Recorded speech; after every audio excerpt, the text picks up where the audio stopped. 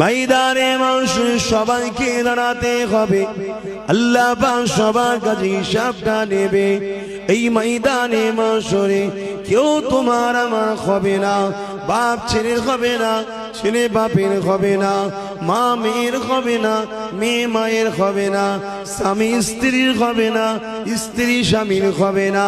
এই ময়দানে মাশরটা কেমন হবে আল্লাহ নবী জানিয়ে দিলেন।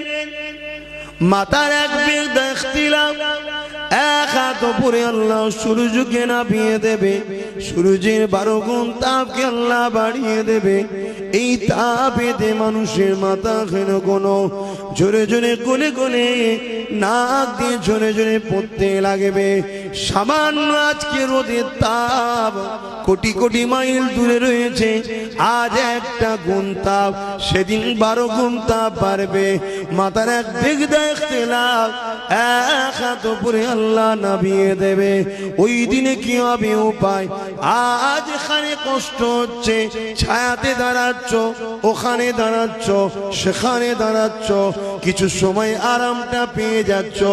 আমিও গায়ে রোদ না লাগে তাই স্টেজের পিছন দিকে সরে যাচ্ছি, কিন্তু ওই দিনেতে কোনো ছায়া থাকবে না। ওই দিন শুধুমাত্র আল্লাহ পাকে আরশে আজিমের ছায়া থাকবে। ওই